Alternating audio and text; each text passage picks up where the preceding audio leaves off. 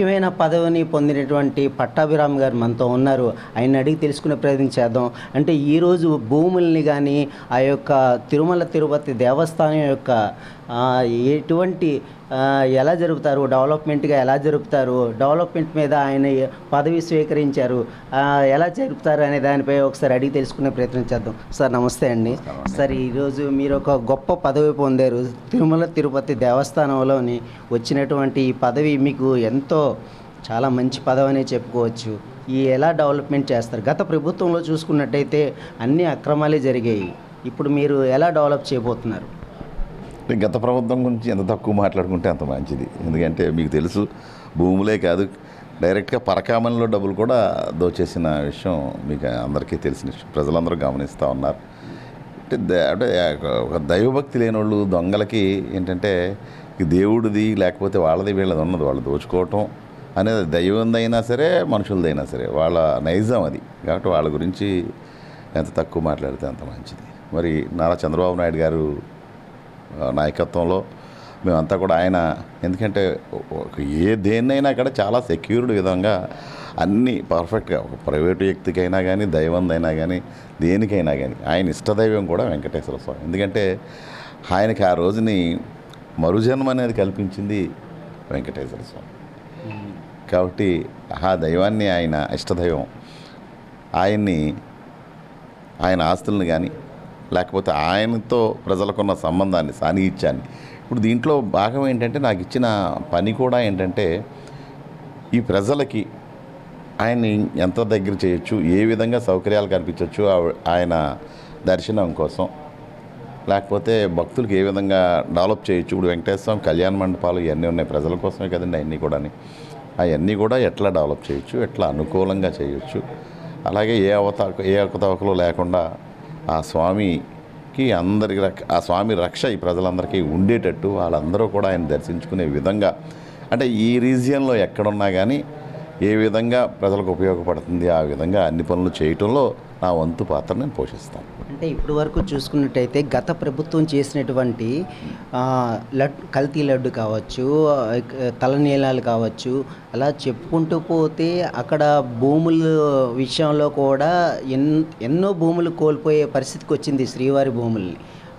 ఇప్పుడు టికెట్ల విషయంలో కూడా అంటే 10,000 రూపాయలు శ్రీవాణి టికెట్లలో కూడా అక్రమంగా ఎన్నో వెళ్ళాయని చెప్పేసి ఆరోపణలు కూడా ఉన్నాయి. అంటే ఇలాంటివన్నీ ఎలా చూడాలంటారు? గత ప్రభుత్వం చేసినటువంటి పరిస్థితి కనిపిస్తూ ఉంది కదా, ఎలా చూడాలి? అసలు దేనికి అకౌంటబిలిటీ ఉందండి అక్కడ? దేనికి గత ప్రభుత్వానికి అసలు అకౌంటబిలిటీ అనేది లేదు. ఎవరికి దోచింది? ఇప్పుడు నాయకుడు దొంగ అనుకుంటే కింద వాళ్ళ అనుచరులు అందరూ కూడా దొంగలే ఉంటారు, అంతే కదా. అక్కడ చేసిన వాళ్ళు నేను పేరు పెట్టక్కర్లేదు. ఆ ప్రభుత్వంలో చేసిన వాళ్ళు ఎవడైనా ఒక నీతి నిజాయితీ ఉన్న నాయకుడు ఎవరన్నా ఇచ్చారా? వాళ్ళు అందరికీ దొంగలకే దాచుకోండి అనే వ్యక్తులనే ఇచ్చారు. కనీసం మనం చూసాం, వ్యక్తిగతంగా అక్కర్లేదు కానీ అక్కడ ఉన్న ప్రజాప్రతినిధులు కూడా ఎవరో పేరెందుకు అందరికీ తెలుసు, రోజా లాంటి వాళ్ళు కనీసం జనాలను తీసుకెళ్ళి డబ్బులు తీసుకుని దర్శనాలు చేయించిన వ్యక్తులు వాళ్ళు. వాళ్ళకి దైవత్వం గురించి ఏం తెలుస్తుందండి? ఎంత దోచుకోవటం ఎవరిదైనా, దైవం సొమ్ము అవ్వచ్చు, ఎవరి సొమ్ము అవ్వచ్చు. ఖచ్చితంగా మా చంద్రబాబు నాయుడు గారి ఆధ్వర్యంలో, పవన్ కళ్యాణ్ గారు వీళ్ళందరూ ఆధ్వర్యంలో ఈ కూటమి ప్రభుత్వంలో అట్లాంటివి ఏమన్నీ జరగవు. ఎందుకంటే పాప భీతి అనేది ఒకటి ఉంటుందండి. ఈ దైవత్వాన్ని ప్రజలకు పంచడంలో మెయిన్ కారణం ఏంటంటే అండి, ప్రతి వ్యక్తికి కూడా పాపభీతి ఉండాలి. పాపభీతి అని ఉంటే తప్పు చేయడానికి కానీ, ఒక క్రైమ్ చేయడానికి, ఒక నేరం చేయడానికి ఎవ్వరూ కూడా ముందుకు రారండి. ఆ పాపభీతి లేక వీళ్ళందరూ ఇవన్నీ చేస్తూ ఉన్నారు. ఖచ్చితంగా మా ప్రభుత్వంలో ఖచ్చితంగా ఆయన ఆస్తులు కానీ లేదా అన్నీ చక్కగా పరిరక్షించబడతాయి. అన్నీ ఈ డెవలప్మెంట్ యాక్టివిటీస్ అన్నీ ఆయన, ఎందుకంటే మీకు తెలుసు ఈ విశాఖపట్నంలో ఇప్పుడు ఏదైతే నాకు పోస్ట్ ఇచ్చారో ఆ గుడి కూడా మా హయాంలో తెచ్చిందేనండి. వీళ్ళు మీకు తెలుసు వీళ్ళ హయాంలో కనీసం అక్కడ చెంచాడు మట్టి కూడా వేయలేదు, ఏ పని చేయలేదు. ఈ గుడి కూడా అప్పుడు మేము చంద్రబాబు నాయుడు గారిని అడిగితే చంద్రబాబు నాయుడు గారు రైట్ అని చెప్పి కలెక్టర్ గారితో చెప్పి ఆ కొండ ఎలకేట్ చేయించి టీటీడీతో మాట్లాడి నేను వెలగపూడి రామకృష్ణబాబు గారు అడిగాం, మన సీఎం గారిని అడిగితే ఆయన ఈ గుడి ఇచ్చారు, ఈ కొండ ఇచ్చారు. ఈ కొండ ఇస్తే టీటీడీ వాళ్ళు ఇక్కడ కట్టారు. ఈ రోజున ఈ ప్రజలందరికీ దర్శనార్థం ఉపయోగపడతా ఉంది. అంటే మా ప్రభుత్వంలో ఎన్ని చెప్పుకుంటూ పోతే చాలా ఉన్నాయండి. ఇక్కడున్న టీటీడీ కళ్యాణ మండపాన్ని కూడా ప్రైవేట్ పరం చేయడానికి పూనుకున్నారు ఇక్కడ ఇంతకుముందు. దానికి మేము చాలా ధర్నా చేసాం, టెండర్లు ఆహ్వానిస్తే టెండర్ బాక్సులను అయితే తగలబెట్టాం. ఇట్లా దేవుని ఆస్తులని కాపాడకుండా ఆ దేవుడి ఆస్తులను కూడా దోచుకోవటానికి ముందుకు వచ్చి ఏదైనా సరే ఒక శిక్ష ఉంటుందండి ప్రతి వ్యక్తికి కూడా. మేము నిజంగా చెబుతున్నాను, నేను ఆ రోజే మేము మాట్లాడిన రోజే మేము ధర్నా చేస్తున్నందుకు టెండర్ బాక్సులు తగలబెట్టిన రోజే రాజశేఖర రెడ్డి గారు యాక్సిడెంట్కి గురయ్యాడు. ఇది ప్రాక్టికల్గా జరిగింది. అందుకే అంటున్నాను నేను, ఇప్పుడు ఆయన శిక్ష అనేది ఖచ్చితంగా ఉంటుంది. ఎందుకంటే కాకపోతే పాపం పండాలి, ఆ పండిన రోజు శిక్ష పడుతుంది. అప్పటి వరకు ఇలాగ ఈ దొంగలు చేస్తూనే ఉంటారు.